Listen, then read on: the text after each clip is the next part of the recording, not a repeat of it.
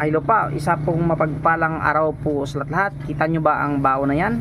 Yan po ay nyug talaga na isa ang mata, no? Kaya mayroong napagawa sa atin. Ito po sa Kaminalan. Isa po itong Secret Millionaire. Kaya bro, pwede ko pang ipagawa ang aking bao na isang mata sa ngayon pong darating po na mahal na araw o Biyernes Santo. Kaya ngayon ay Lunes, Martes, Miyerkules o Monday, Tuesday, Wednesday po. Gagawin na po natin ang kanyang order ng isa pong negosyante, isa po nating kaibigan. Kaya biblisingan po natin ito sa mahal na araw. Yan. Legit po yan, ha. Bao talaga yan na nyug na isa ang mata. Kita nyo, rare po yan. At ito po ang kanyang puwet. Yan.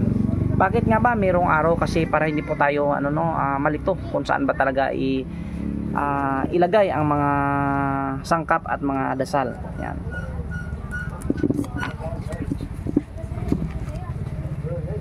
Kaya pag meron kang nyug na isang mata, napakaswerte mo na. Ito po ay tinatawag na once in a million. Sa 1 milyon, swerte ka na makakuha ka nito. Kaya napakaswerte mo kung meron ka nito.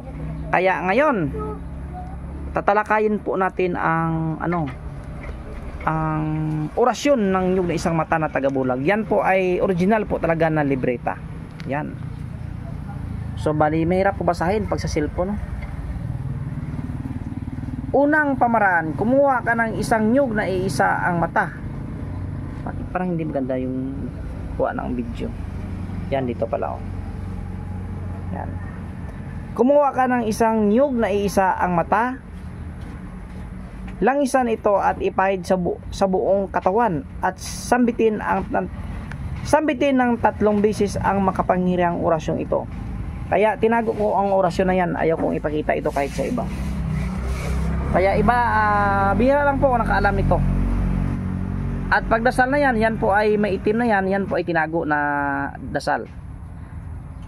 At maasahan mong hindi ka makikita ng iyong mga kaaway sa loob ng 24 oras. Akalain mo, ha, pag mayroon kang nyug na isang mata, hindi ka makita ng 24 oras to 24 hours. Pangalawang pamaraan, ang nag-iisang mata ng niyog na akin na nabanggit ay ilapat sa pusod ng iyong tiyan at banggitin ang makapangyarihang orasyon.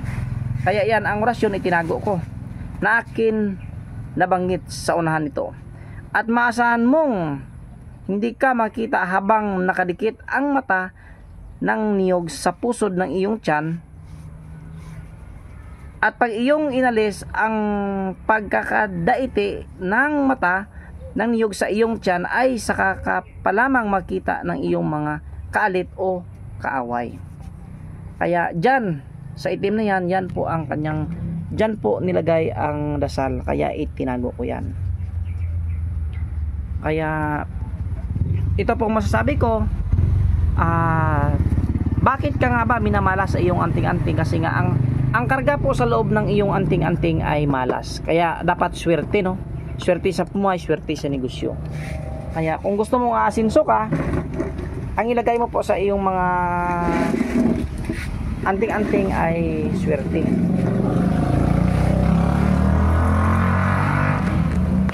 Nako, maingay yung motor. Dito pa naman ako sa labas ng bahay. Sorry bro, sorry. Excuse me. Kaya ngayon, yan, ipapakita po natin ang nyug na isa ang mata. Wait lang po, ha. Ito po yung pinagawa ng ating pong kaibigan. Yan. Nako. Napakaswerte mo na pag mayroon kang nyug na isang mata. Taon po.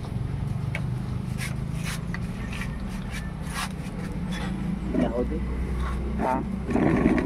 Walang po. Yan, charan.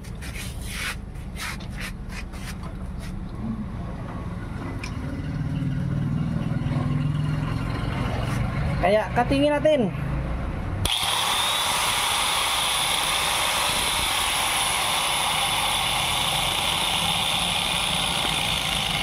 Yan, para malaman nyo talaga na totoo po ito.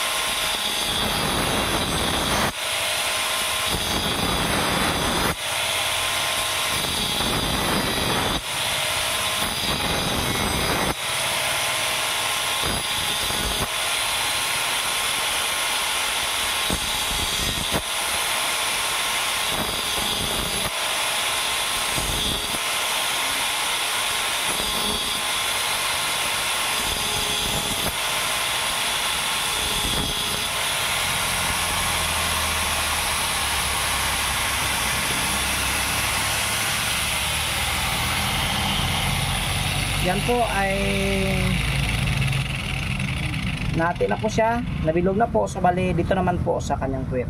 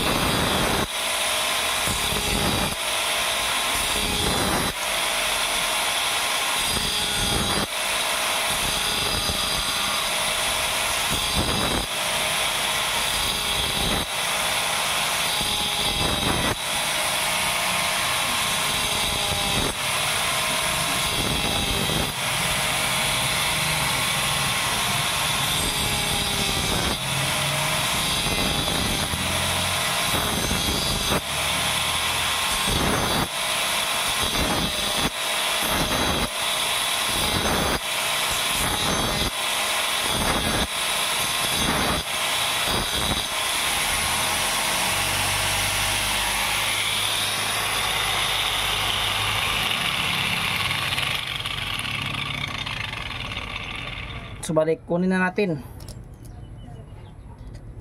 Yan.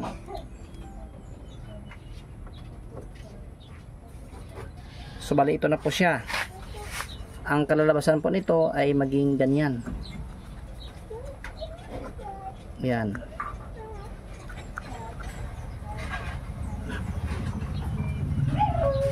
Yan na siya. Kaya itong dasal po na nabanggit na sinasabi ko po, ito po ay ano,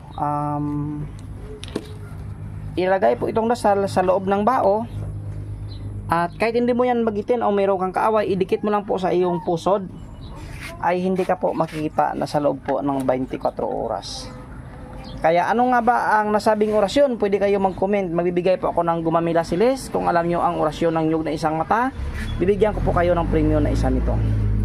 Kaya ito po ngayon, ito po ang ating main event of the day. Nyug na isa talaga ang mata.